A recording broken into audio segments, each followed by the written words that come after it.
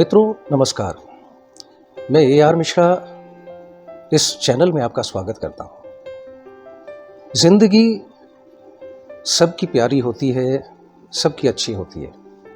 जिंदगी में शुरुआत से एक सफ़र हम शुरू करते हैं, मगर चाहते कुछ और हैं, होता कुछ और है और पहुँचते कहीं और हैं।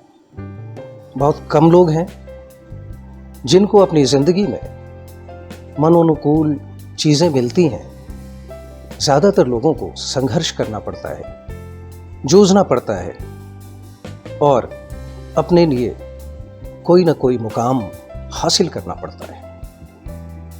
कई बार ज़िंदगी हमारा साथ देती है और कई बार नहीं देती है, कई बार इम्तिहान लेती है।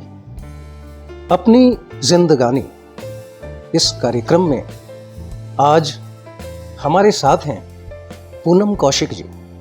पूनम कौशिक जी एक नेक दिल महिला तो हैं ही, समाज सेवा और राजनीति से भी जुड़ी हुई हैं।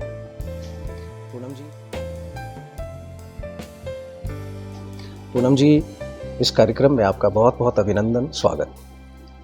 बहुत बहुत स्वागत और सभी को नमस्कार।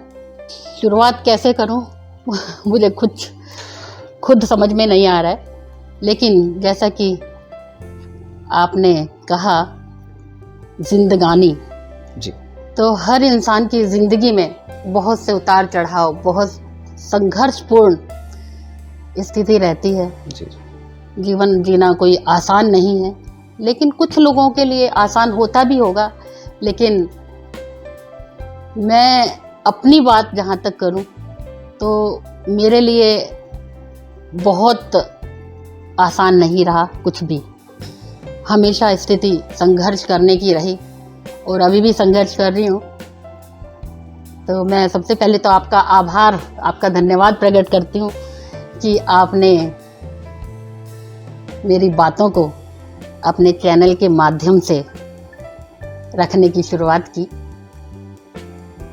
मेरा जन्म जब जिला मेरठ हुआ करता था तो खट्टा प्रहलादपुर गांव में मेरा जन्म हुआ था। जी, तो वहाँ पर मेरी शिक्षा दीक्षा शुरुआत में गुरुकुल में हुई। जबकि आपने सुना नहीं होगा कि गुरुकुल में लड़कियाँ और उस टाइम पर जी, जी, बिल्कुल बिल्कुल गुरुकुल में कम ही जी, जाती थी। लेकिन मेरी शिक्षा जो शुरुआती जो मेरी शिक्षा हुई वो गुरुकुल की रही।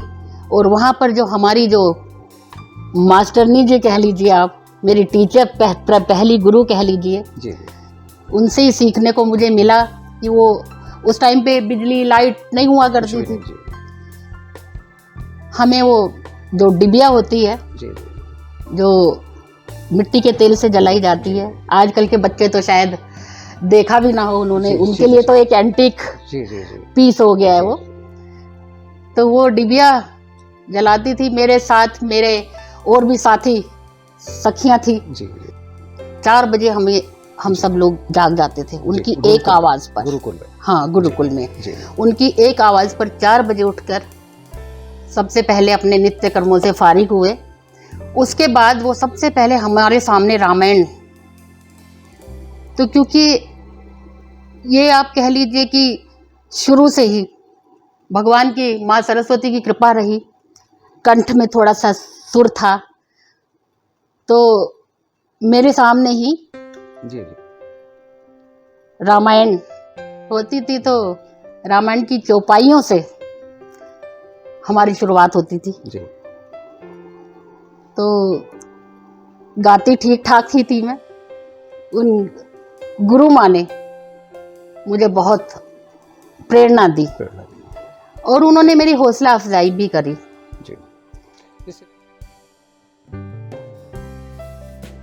इससे पहले कि हम आगे की बात करें, जी, मैं चाहूँगा कि इस कार्यक्रम के माध्यम से आप उस गुरुकुल का नाम और उस शिक्षिका का नाम जिनको आप अभी गुरु माँ कह रही थी, हाँ जी, उनको आप वो हमारी शशि मैडम थी जी, शशि सिंह जी, और उनकी मदर थी जी, साथ में। तो उन्होंने ही हमें हमारी शिक्षा दीक्षा वहाँ पे शुरू हुई गुरुकुल में।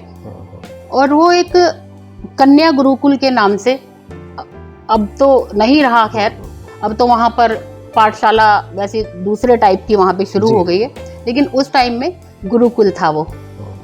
आप जो भी देख रहे हैं, जो भी है, ये मेरे गुरुओं का, मेरे माँ बाप का, मेरे बड़े बुजुर्गों का जी। और सबसे बड़ा आशीर्वाद भगवान का ही है जी। कि यहाँ पर मैं बैठी हूँ। जी। फिर शहर आप गई तो क्या हुआ? शहर में फिर अच्छे स्कूल में मेरा एडमिशन हुआ यहाँ पर 6th क्लास में। 6th क्लास से मैं NDMC के स्कूल में, गोल मार्केट दिल्ली में। जी जी।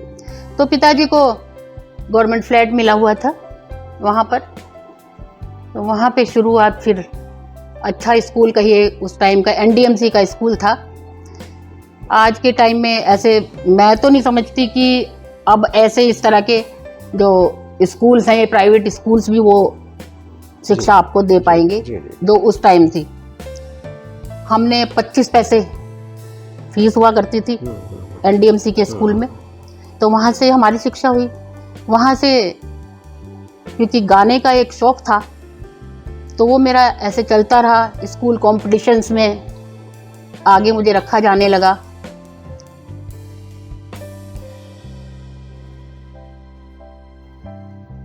फर्स्ट हम लोग आते थे, इस करके पूरे स्कूल्स जो आसपास के थे, NDMC के स्कूल हों चाहे कुछ भी हो, सब लोग जानने लग गए थे कि पूनम कौशिक जी जी कोई लड़की है। फिर उसके बाद 12th किया वहीं से। 12th के बाद फिर सोचा कि अब क्या किया जाए। तो उस टाइम पे आपको शायद पता हो कि म्यूज़िक ऑनर्स बहुत कम हुआ करता था। जी जी। दिल्ली यूनिवर्सिटी के सिर्फ 5 कॉलेजेस में म्यूज़िक ऑनर्स होता था, और मुझे भी इसकी इतनी ज़्यादा जानकारी नहीं थी। किसी तरह से करके मेरी मामी हैं, तो वो लक्ष्मीबाई कॉलेज में लेक्चरर थी।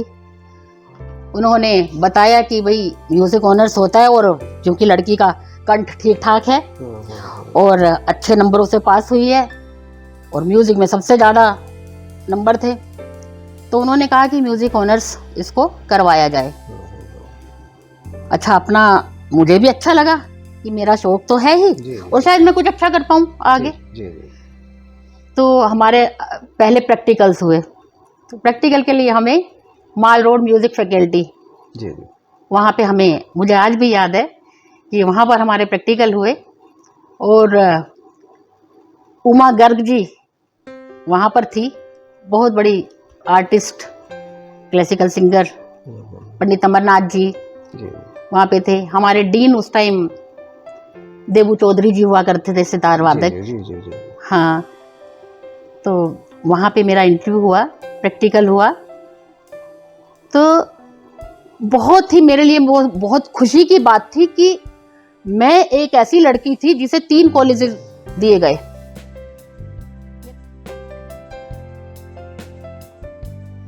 मेरा 3 कॉलेजेस में, मतलब उन्होंने मेरे ऊपर चॉइस रख दी कि आप बताओ आप किस कॉलेज में चाहती हैं एडमिशन। तो आपको शायद याद हो कि मिरांडा कॉलेज का उस टाइम बड़ा नाम हुआ करता था। हमने भी सुना ही था खाली, और क्योंकि हम उस क्षेत्र से थे तो लगा कि मिरांडा कॉलेज तो वाकई भाई ब्रिलियंट स्टूडेंट्स होते होंगे, बहुत अच्छा होता होगा, वहाँ पे बहुत अच्छे स्टूडेंट्स होते होंगे और अच्छा कुछ सीखने मिलेगा। तो मिरांडा कॉलेज, हिंदू कॉलेज और एक आपका DR दौलत राम कॉलेज, तीनों में म्यूजिक ऑनर्स उस टाइम था। इसके अलावा IP कॉलेज और आपका एक और खालसा उसमें था। तो ये 5 कॉलेजेस टोटल दिल्ली यूनिवर्सिटी के थे उस वक्त में, जो म्यूजिक ऑनर्स अपने यहाँ पे दे रहे थे। तो हमने तबाक से बोल दिया जी मिरांडा से पढ़ेंगे हम। तो एडमिशन हो गया, सब कुछ हो गया, कॉलेज जाना आना शुरू हो गया। लेकिन 2-4 दिन बाद ही हमें फील हुआ कि शायद हम नहीं बने इस कॉलेज के लिए, क्योंकि वहाँ पर बहुत एडवांस हाँ, बहुत माहौल ऐसा था कि हम उसमें सरवाइव नहीं कर पा रहे थे। तो फिर पहुँचे जी डीन के पास कि जी हमें तो माइग्रेशन चाहिए। तो उन्होंने फिर पूछा कौन से कॉलेज में चाहती हो। मैंने कहा आईपी में चाहती हूँ। उन्होंने पूछ लिया ऐसे ही कि आईपी में ही क्यों? मैंने कहा महिला कॉलेज है एक तो, दूसरे मेरी मामी वहीं से पढ़ी हुई थी और वो बड़े बहुत अच्छे पोस्ट पे।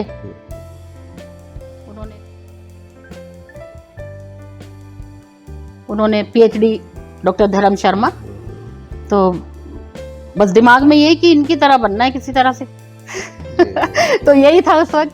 तो आईपी कॉलेज में फिर एडमिशन लिया, वहीं से खैर म्यूजिक ऑनर्स किया हमने। हमारी क्लासेस म्यूजिक फैकल्टी में ही हुआ करती थी, सब सी कोर्स के लिए हम वहाँ जाते थे आईपी कॉलेज।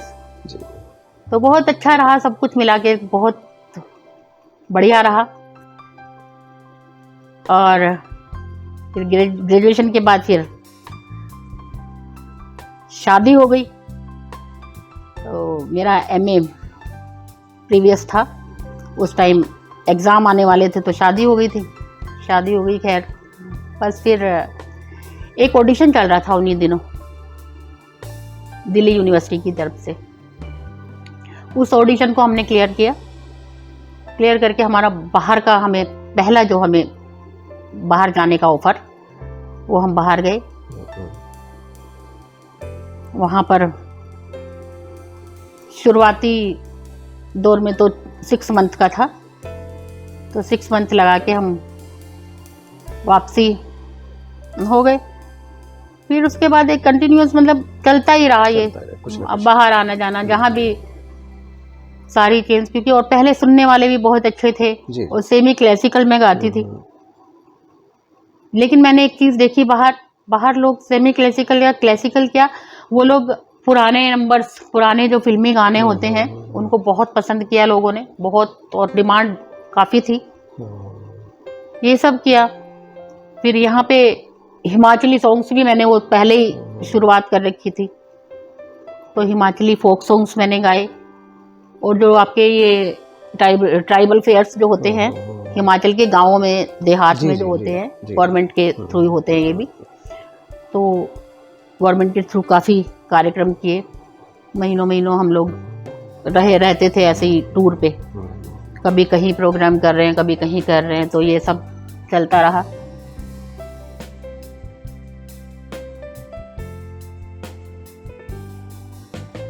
बस फिर मुझे कहीं ऐसा लगा कि मेरा बच्चा शायद मेरे काम की वजह से सफ़र कर रहा है, तो उसको फिर हॉस्टल में, अच्छे हॉस्टल में उसका एडमिशन कराया। और लाइफ फिर बस ऐसे ही चलती रही। सिंगिंग का अपना एक कोयर ग्रुप बन गया, वो भी टी सीरीज के लिए गाया, कल्याणी के लिए, चंचल कैसेट सब किया कवर, कुछ फिल्मों में भी। गाजियाबाद में हम लोग आ गए थे 2002 में। 2002 में गाजियाबाद आए तो यहाँ पे थोड़ा बहुत किसी ने, एक सखी ने ऐसे ही कहा कि भाई टाइम है, थोड़ा ज़्यादा टाइम की ज़रूरत नहीं पड़ेगी, तुम भाजपा क्यों नहीं ज्वाइन कर लेती हो जी। मैंने कहा ज्वाइन तो नहीं करनी, लेकिन हाँ ये है कि मैं काम जब भी मुझे मौका मिलेगा, जब भी इलेक्शन होगा या कुछ होगा, टाइम मिलेगा, तो मैं भाजपा के लिए काम मैंने शुरू कर दिया करना। फिर धीरे धीरे बस ऐसे ही वो भी चल रहा था, संगीत का भी, फिर बिजनेस भी अपना देखना था, ये भी चल रहा था। फिर कुछ खाली टाइम में ये भी शुरू हो गया।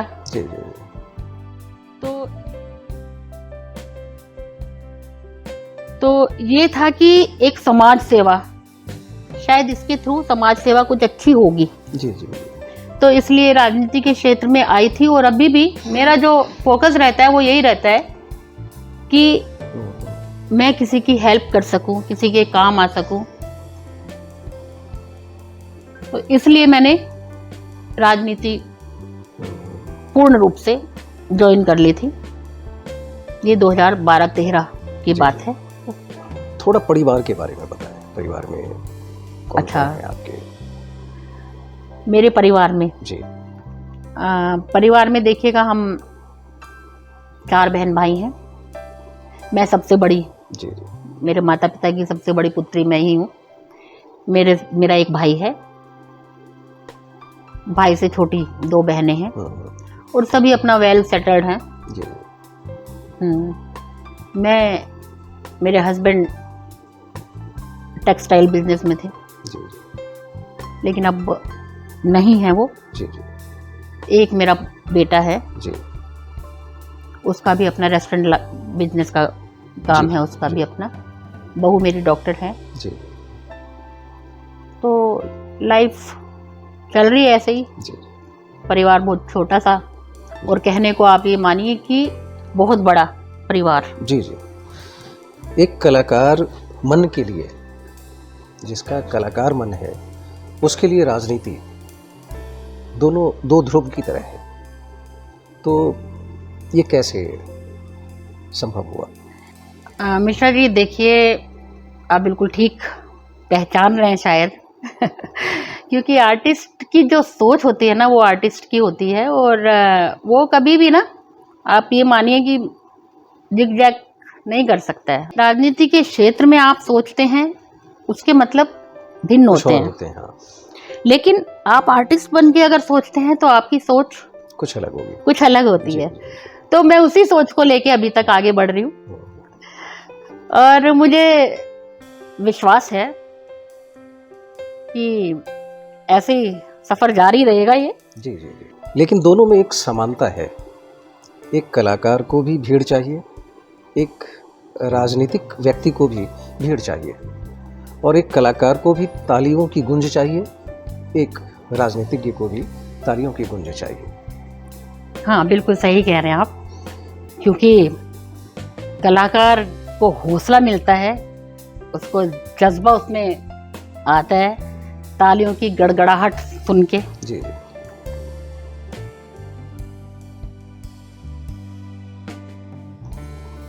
लेकिन मेरा मानना है, पता नहीं मेरा मानना सही भी हो सकता है और ना भी हो सकता है। जी जी मुझे लगता है कि कलाकार के लिए जो तालियां बजती हैं, वो दिल से और खुद ब खुद जी जो वाह निकलती है, जी वो यहाँ से निकलती है। जी लेकिन राजनीति में जो जी वाह तो निकलती नहीं है, जी जी तालियां ही निकलती तालियां हैं, निकलती और उसके लिए भी कहना पड़ता है कि तालियां बजाओ। तो मेरा ये मानना है, थोड़ी उसमें औपचारिकता होती है। बिल्कुल बिल्कुल।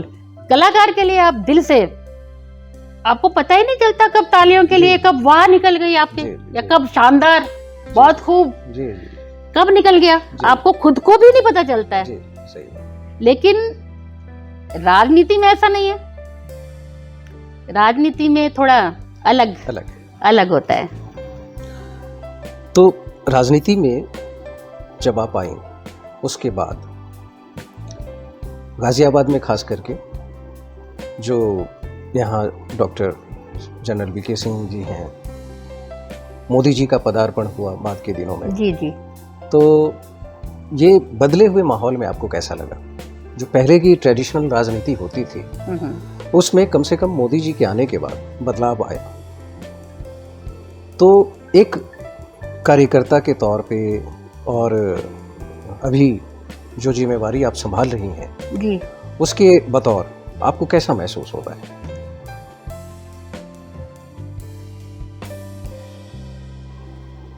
नेचुरली बहुत अच्छा। और मैं एक महिला हूँ, तो महिला होने के नाते ही मैं ये नहीं कह रही हूँ, बाकी मैं क्योंकि महिलाओं का नेतृत्व कर रही हूँ, और हर महिला को अच्छा लग रहा है जब से मोदी जी आए हैं।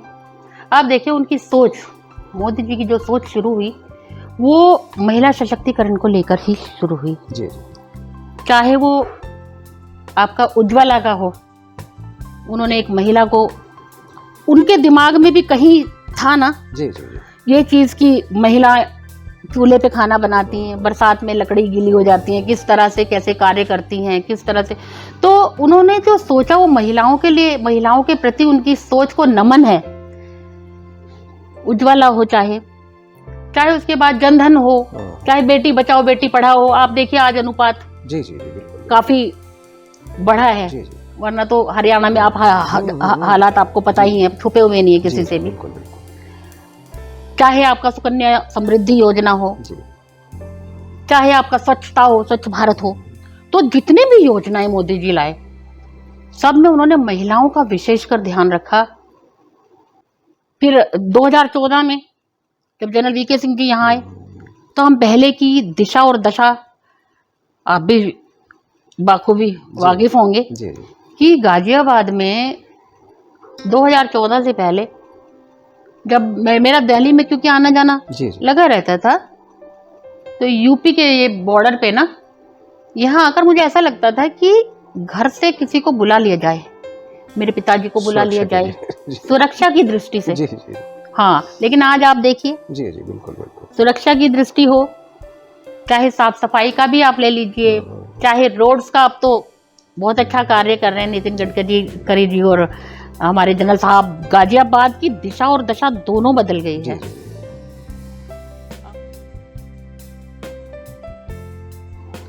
अब कोई भी महिला रात को 12 बजे 1 बजे आप कहीं भी जा सकते हैं, कहीं भी कोई मतलब डर और भय वाली कोई बात नहीं है।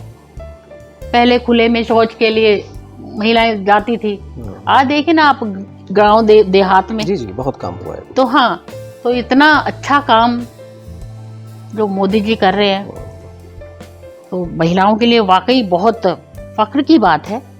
और अभी जो 33% भागीदारी जी उन्होंने महिलाओं की राज्यसभा, लोकसभा, विधानसभा में अभी जो जी निश्चित की है, जो बिल पास हुआ है, जी उसके लिए मैं मोदी जी का बहुत बहुत जी वंदन अभिनंदन करती हूँ महिला शक्ति के रूप में। और उन्होंने इस बिल को जो पास करवाया है, तो बिल चाहे कहीं कितने भी साल हो गए हों, पहले से शुरुआत कर रहे थे लोग, कुछ कर रहे थे, लेकिन पास तो नहीं हुआ था ना। तो हम तो मोदी जी को हम प्रणाम करते हैं, मोदी जी को हम वंदन करते हैं, अभिनंदन करते हैं, उनको बहुत बहुत धन्यवाद देते हैं, दिल से आभार प्रकट करते हैं कि उन्होंने इस बिल को पास करवाया, वो महिलाओं के लिए वो लेके आए इस बिल को। तो महिलाएं तो वाकई बहुत खुश हैं। जी। तो अभी पूनम जी आप गाजियाबाद में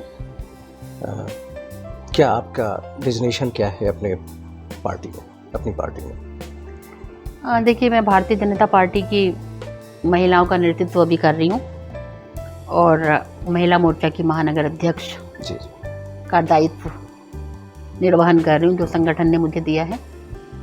तो वो चल रहा है और उसके ज़रिए ही मैं शायद इतनी हजारों महिलाओं को जोड़ पाई हूँ। जी जी और शुरू से ही मेरा तो यही रहा कि परिवार को बड़ा किया जाए, परिवार को जोड़ा जाए। जी और उसी के नाते आज भारतीय जनता पार्टी में जो गाजियाबाद में महिला शक्ति जो एकत्रित होती है, तो आप हुजूम जी जी देखिए कितना हुजूम जी, है। जी, जी, हम गांव-गांव में जाते हैं, गांव में मुरादनगर, क्योंकि हमारी विधानसभा उसमें बहुत सारे गांव देहात जी जी पड़ते हैं, तो वहाँ भी जाते हैं, वहाँ भी बहनों को तैयार करते हैं, उनसे पूछते हैं बाकायदा कि भाई वो हमसे क्रॉस क्वेश्चन करती हैं, बल्कि कि क्यों करें हम। तो हम उनसे पूछते हैं क्यों ना करें, आप क्यों नहीं करना चाहती हैं, जी, जी, फिर उनको बताते हैं।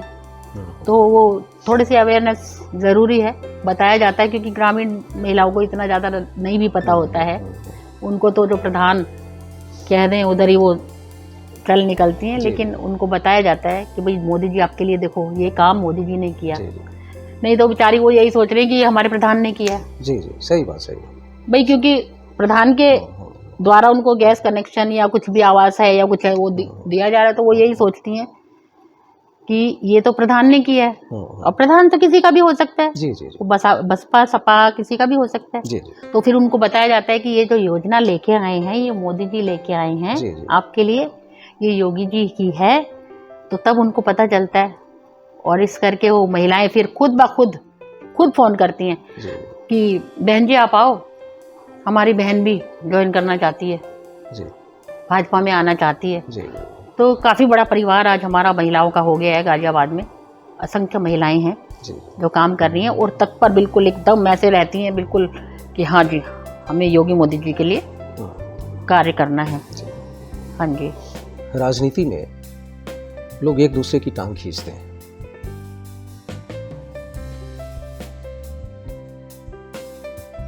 तो यहाँ पे काम करते हुए आपको बाकी लोगों का सपोर्ट मिला या आपको लगा कि नहीं यहाँ भी कुछ ऐसा चल रहा है। प्रतिस्पर्धा तो चलती रहती है जी लेकिन एक होता है कि कई बार लोग चाहते हैं कि ये किनारे हो जाएं।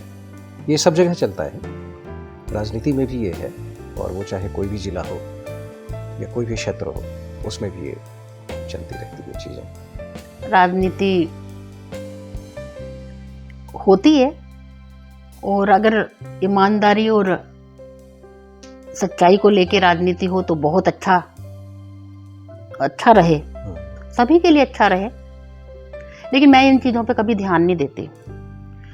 मैं ये देखती हूँ कि क्या चीज़ ठीक है। अपना स्वार्थ मैंने आज तक नहीं देखा राजनीति में आने के बाद। अभी कोरोना काल जैसे पीछे गया है, तो कोरोना काल में मैंने किसी से हेल्प नहीं ली, किसी से मैंने कहा नहीं जी। मेरे पास जो भी फ़ोन आए, गाजियाबाद महानगर से हो, चाहे कहीं से भी कुछ भी मेरे पास फ़ोन, आप यकीन मानिए मेरे जानने वाले मेरठ तक में थे जी। तो उनको इंजेक्शन की ज़रूरत थी, मैंने वहाँ भी उनको मुहैया कराए, क्योंकि हमारे हॉस्पिटल जानने वाले हैं कई ना, मेरी बुआ जी के कई वो हॉस्पिटल्स वगैरह हैं, वहाँ से उनको वो मुहैया कराए। गैस सिलेंडर्स का जहाँ तक था वो कराए। और यहाँ पर तो बहुत से परिवार थे जिनको राशन 2-2 महीने के राशन अपने उससे ही, बाकी जो सामाजिक कार्य है उसका बखान नहीं करना चाहिए, मैं ये समझती हूँ। क्योंकि मुझे कहीं लगता है कि अपने अंदर ना, मेरे अंदर पता नहीं, मेरी सोच कह लीजिए क्या है, हीन भावना सी खुद पैदा होती है कि नहीं, ये ऐसा नहीं करना चाहिए। जी। लेकिन अपने पास से किए, अपने पास से लोगों को अगर पैसे की भी जरूरत है तो उनको पैसा भी दिया है जाके खुद। और उस दौरान कर सकती हैं अपने, हाँ, जो मैं कर सकती थी वो मैंने किया।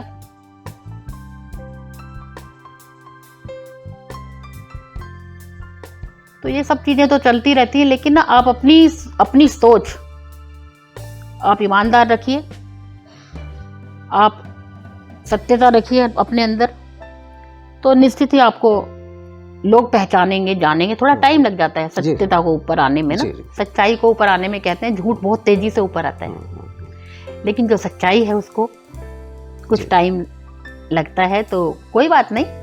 जी। जनरल साहब का आशीर्वाद आपको मिलता रहता है? बिल्कुल मिलता रहता है। जनरल साहब का आशीर्वाद मिलता रहता है, मिलना भी चाहिए। हमारे परिवार के वो मुखिया हैं यहाँ गाजियाबाद में, हमारे बड़े हैं, तो हमारा परिवार ही है ये, और परिवार के मुखिया का आशीर्वाद सभी को आशीर्वाद मिलता है उनका। उनके लिए कोई अपना नहीं है, कोई बेगाना नहीं है, सब उनके अपने परिवार के हैं। और जैसे कि आप परिवार में देखते हैं कि बड़े बुजुर्गों का तो उनके लिए तो सब बच्चे समान प्यारे होते हैं, तो ऐसा ही है, उनका पूरा आशीर्वाद सभी को भरपूर मिलता है। चाहे जनरल साहब हो, चाहे दीदी भारती सिंह जी हो, छोटी बहन मृणालिनी हो, तो समय समय पर सबको जो भी कार्य करने के लिए कहा जाता है तो कार्य भी करवाते हैं वो। और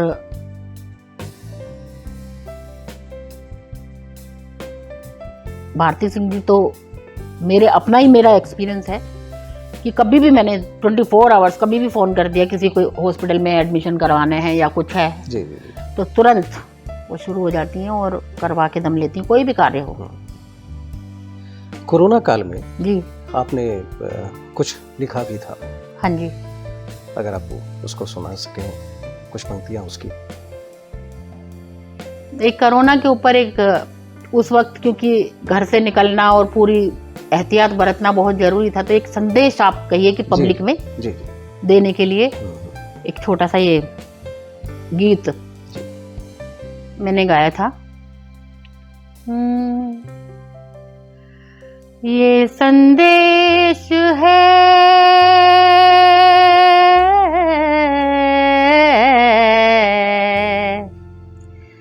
बचाना अपना देश है, ये भारत देश है,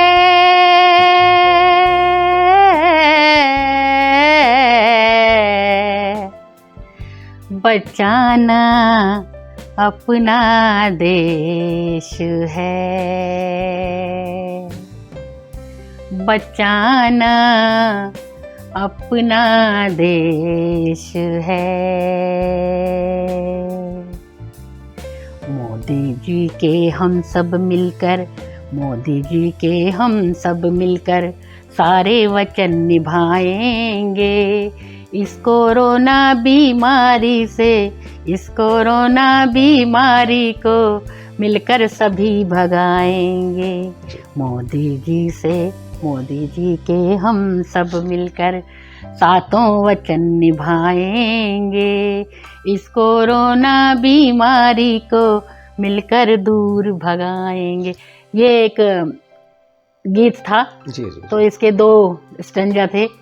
ये YouTube पे चल रहा है। हाँ, एक सोनोटेक करके एक कंपनी है, तो उसने इसको प्रमोट किया था। जी जी। एक संदेश था खाली। जी जी। हाँ जी। बहुत बहुत बढ़िया, बहुत खूबसूरत।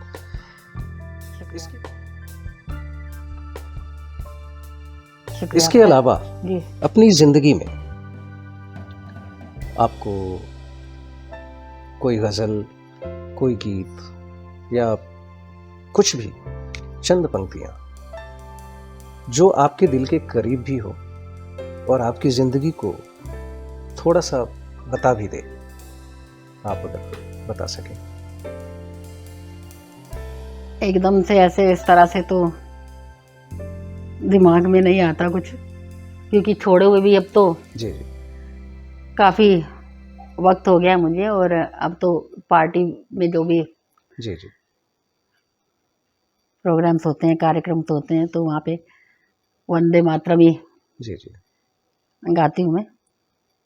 तो लेकिन फिर भी मुझे जो पसंद है वो दुष्यंत कुमार जी की जी जी चंद लाइनें हैं जो मुझे लगता है कि आज भी ज़रूरत है शायद उनकी, और हमेशा ज़रूरत रहेगी। आपने भी शायद सुनी होंगी। हो गई है पीर पर्वत सी पिघलनी चाहिए, हो गई है पीर पर्वत सी पिघलनी चाहिए। इस हिमालय से कोई गंगा निकलनी चाहिए, इस हिमालय से कोई गंगा निकलनी चाहिए। सिर्फ हंगामा खड़ा करना मेरा मकसद नहीं, सिर्फ हंगामा खड़ा करना मेरा मकसद नहीं। मेरी कोशिश है कि ये सूरत बदलनी चाहिए, मेरी कोशिश है कि ये सूरत बदलनी चाहिए। इस हिमालय से कोई गंगा निकलनी चाहिए। मेरे सीने में नहीं तो तेरे सीने में सही, मेरे सीने में नहीं तो तेरे सीने में सही। हो कहीं भी आग लेकिन आग जलनी चाहिए, हो कहीं भी आग लेकिन आग जलनी चाहिए। इस हिमालय से कोई गंगा निकलनी चाहिए, गंगा निकलनी चाहिए, गंगा निकलनी चाहिए। बहुत खूब। ये पंक्तियाँ मुझे भी बहुत पसंद हैं। धन्यवाद आपका। और ये वाकई दुष्यंत कुमार ने उस समय लिखा था जब जो सामाजिक हालात जी देश में कुछ चीज़ उनको हर्ट कर रही थी, तो जब उन्होंने इस चीज़ को लिखी थी, और बहुत ही ये बयान करती है बहुत ही खूबसूरती से सारी चीज़ों को। हकीकत जिसको कहते हैं वो हकीकत है। हर आदमी का एक सपना होता है। जी क्या आपने एक अपने शुरुआती दिनों में, प्रारंभिक दिनों में कुछ सोचा होगा अपने लिए। क्या आप वहां तक पहुंच गई या अभी पहुंचना बाकी है? देखिए, मेरे अंदर शायद कलाकार आज भी जीवित है जी। और वो रहेगा। जब तक मेरी सांस रहेगी तो कलाकार पहले मेरे लिए रहेगा। राजनीति का जहां तक सवाल है, राजनीति मैं कर रही हूँ, लेकिन मैं अपने मूल्यों पे राजनीति कर रही हूँ जी। मेरे कुछ मूल्य हैं और वो मूल्य शायद वो सामने वाले को पसंद आ भी सकते हैं, नहीं पसंद आ सकते जी, हैं। जी। और ज्यादातर आप देखें कि राजनीति में होता यही है कि आप अगर सामने वाले से आपके विचार नहीं मिलते हैं तो आपको उसका नुकसान भी बहुत उठाना पड़ता है। तो मैंने इस चीज की कभी परवाह नहीं की जी। आज तक। मैं जब से आई हूँ राजनीति में, मैंने इस चीज की परवाह नहीं की, ना मैंने कभी सोचा है कि मेरे को क्या वो, क्योंकि मैं खुद, मेरा अपना बिजनेस है, मैं अपना पैसा खर्च करती हूँ, राजनीति कर रही हूँ जी। मेरे को उम्मीद किसी से कुछ नहीं। हाँ, मुझे सिर्फ ये है कि मैं सामाजिक कार्य कर सकूं, शायद उसी के लिए मैं हूं और मेरी सोच यही रहेगी जी। तो मुझे सुकून मिलता है। मतलब आपके माध्यम से सामान्य जनों का कुछ कल्याण हो सके, बस उसका एक जरिया आप बने। हाँ, बस यही है। और सबसे बड़ी बात, मेरा खुद का आत्म सुकून जी। मैं रात को चैन की नींद सोती हूँ, सुबह उठती हूँ तो मुझे कोई घबराहट नहीं होती कि मैं अपनी आंखों में आंखें डाल के या किसी की भी आंखों में आंखें डाल के मैं देख सकूं। जी जी बिल्कुल। वरना तो अगर मैं कुछ गलती, क्योंकि हर इंसान जानता है, जी जी, हर इंसान को पता होता है कि आप कहाँ गलत हैं जी। और कहाँ सही हैं। लेकिन मेरा शायद, मैं अपने आप को बखूबी जानती हूँ, उससे डरती हूँ, बड़ों का सम्मान करती हूँ जी जी। और अपने मन की करती हूँ और अच्छा करने की कोशिश करती हूँ ईमानदारी से।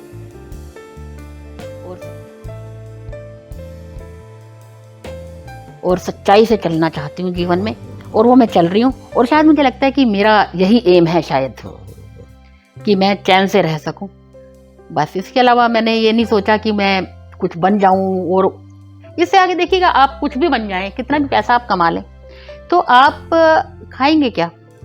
खाने वाला रोटी। जी जी, रोटी। और आप, मैं बहुत से ऐसे लोगों को जानती हूँ कि उनको रोटी भी नसीब नहीं है। जी जी जी। बहुत बड़े बड़े लोग जी जी जी, जो खा ही नहीं सकते हैं, डॉक्टर्स ने मना कर रखा है, वो रोटी भी नहीं उनको हजम होती है। तो आप पैसा, दुनिया भर का पैसा कमा लीजिए, आप गिन्नी नहीं खा सकते। एक समय ऐसा आता है कि वो उसकी लाठी जो होती है ना उसकी, वो बेआवाज होती है। बस यही है, परमात्मा से यही इच्छा है कि इसी तरह से अपनी लाइफ मतलब चलती रहे, और सुकून से, सच्चाई से, ईमानदारी से, और जहाँ जुड़ते हैं हम पूरे निष्ठा से, वहाँ हम कल भी थे, आज भी हैं और कल भी रहेंगे। कोई लालच नहीं, कोई कुछ नहीं, कुछ मिले जिंदगी में, नहीं मिले, इस चीज की कभी परवाह ही नहीं की, ना ही करेंगे। क्योंकि जो उसने दिया ना, हम इस लायक नहीं थे कि हमें इतना भी मिलता, तो बहुत दिया देने वाले ने मुझको। जी जी। तो अपना तो ये हिसाब किताब है। जी। अगर आपको मौका मिले बचपन में जाने का, तो कौन सी एक चीज आप हासिल करना चाहेंगे?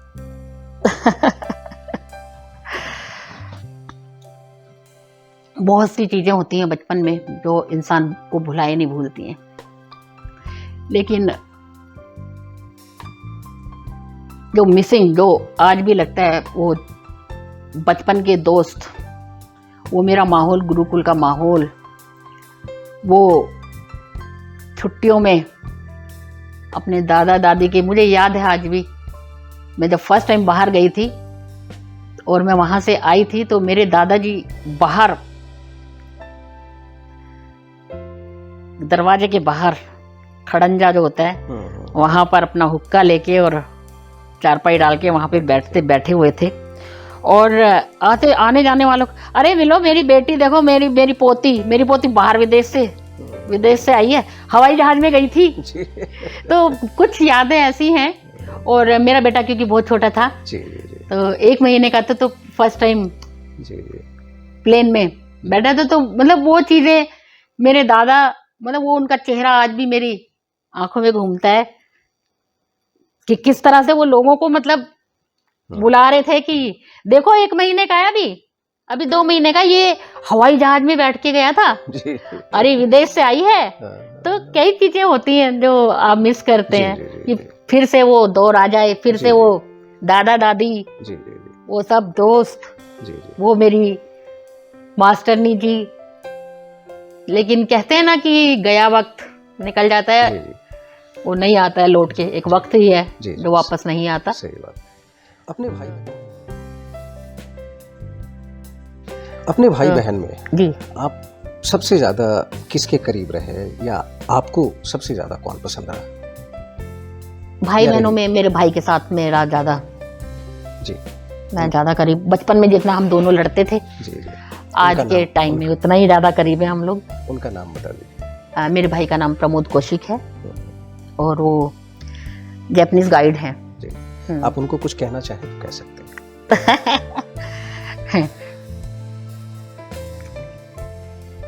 प्रमोद, कभी हिम्मत मत हारना। कैसे संघर्षों से तुम्हारी बहन यहाँ तक पहुंची है, ऐसे संघर्ष जीवन में करना, तुम बहुत मेहनती हो, मुझे पता है। ऐसे ही संघर्ष करना मेरे भाई, तुम्हारी बहन हर पल तुम्हारे साथ खड़ी है। बहुत बढ़िया, बहुत अच्छा। अन्नू जी आपकी बड़ी तारीफ कर रही थी, जो आपकी छोटी बहन है। अच्छा। जी, वो कह रही थी कि आपके बारे में कि वो बहुत जुझारू हैं, हर परिस्थिति में अपने आप को स्ट्रांग रखती हैं, मजबूत रखती हैं। तो ये बात मुझे अच्छी लगी उनकी कि परिस्थितियाँ तो सबके साथ आती हैं, चलती रहती हैं, बिल्कुल। लेकिन उसमें खड़े रहना बहुत कम लोग कर पाते हैं, हार जाते हैं। और अपने आप को ठीक से खड़ा रखते हुए औरों को भी प्रेरणा देना, औरों को भी मोटिवेट करना, ये एक बहुत बड़ी बात होती है। बिल्कुल। तो निश्चित रूप से आप ये कर भी रही हैं, और अपने साथ जो देश, राजनीति के माध्यम से जो देश की सेवा है वो भी आप कर रही हैं, और अपने जीवन को भी आप आगे बढ़ा रही हैं।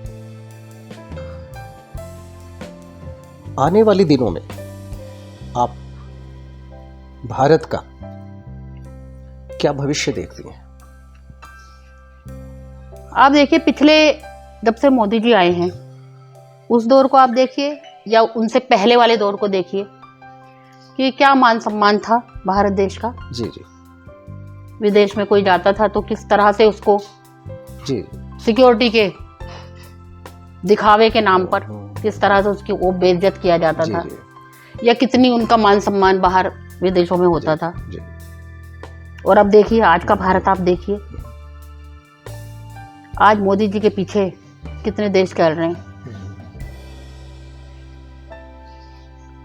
कितने देश मोदी जी को अपना आदर्श मान रहे हैं। मानते हैं। जी जी तो निश्चित ही अगर मोदी जी हमें फिर से मिलते हैं,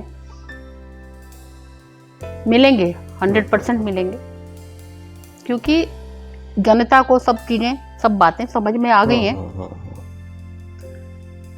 एक क्योंकि साधारण इंसान है और ऐसी बात नहीं है, समझ सब रखते हैं, बुद्धिजीवी लोग हैं।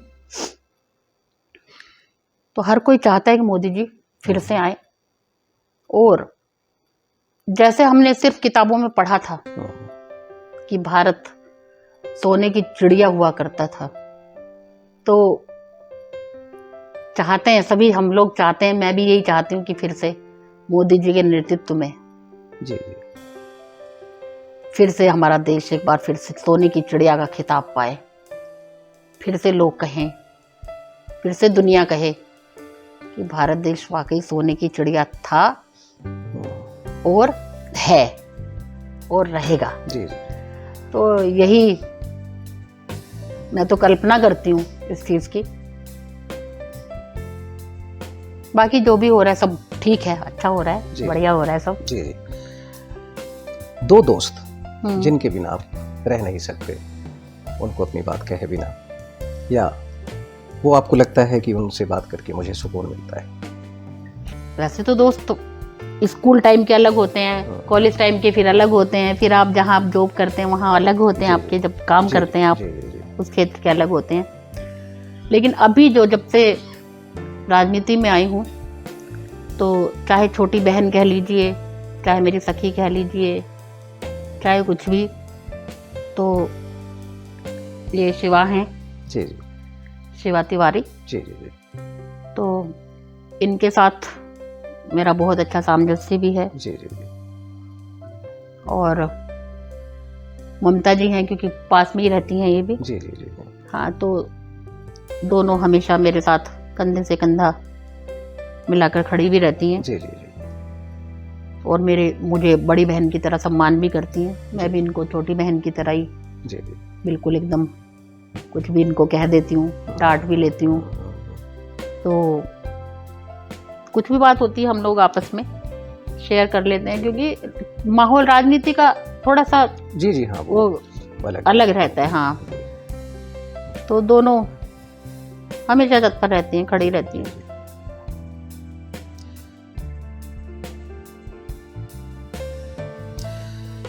महिलाओं से, खास करके जो संघर्षरत महिलाएं हैं, उनसे आप क्या कहना चाहेंगी संदेश के रूप में?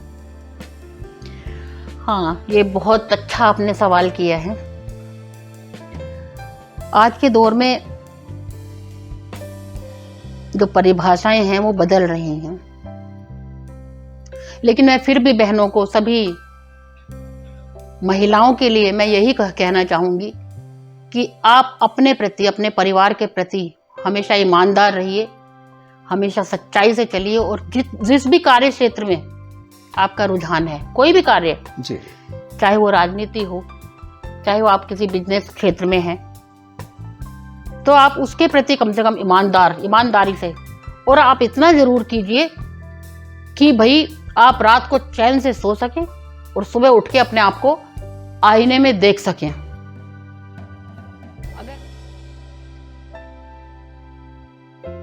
अगर आपने अपने आप से नजरें मिला ली, तो फिर आपको, और सबसे बड़ी बात जो कहूंगी कि अपना खुद का सम्मान, अपना सम्मान, आत्मसम्मान, स्वाभिमान, अहंकार नहीं, आपका अपना आत्मसम्मान, अपना स्वाभिमान जो है आपका, उसको आप हमेशा बचा के रखिए, बना के रखिए। वहां कोई कंप्रोमाइज नहीं। आपको निश्चित ही मंजिल जो आप पाना चाहेंगी वो मिलेगी। थोड़ा समय लग जाता है, और संघर्ष इसी का नाम है। और संघर्ष है क्या? एकदम से आप नहीं ऊंचे मुकाम पे पहुंच सकते हैं। तो ये बहुत जरूरी है। मैं बहनों को यही कहना चाहूंगी कि संघर्ष करो, लेकिन ईमानदारी, अपना स्वाभिमान, अपनी सच्चाई, उस पर हमेशा अड़िग रहिए, उसको कहीं मत छोड़िए। जी जी। आज आप मिल रहे थे पूनम कौशिक जी से, जो गाजियाबाद में महिला मोर्चा की अध्यक्षा हैं, और इनसे हम जीवन के विभिन्न पहलुओं पर चर्चा कर रहे थे। बहुत सारी बातें हैं अभी, वो फिर किसी और बार हम उसका संकलन करेंगे। आज के लिए बस इतना ही। दीपावली की शुभकामनाओं के साथ, और जीवन में उत्तरोत्तर प्रगति करें, ऐसी शुभकामनाओं के साथ आज मैं इनसे विदा ले रहा हूँ आपसे। नमस्कार, आपका बहुत बहुत धन्यवाद। और अगली बार किसी और शख्सियत से हम आपकी मुलाकात करवाएंगे। तब तक के लिए नमस्कार।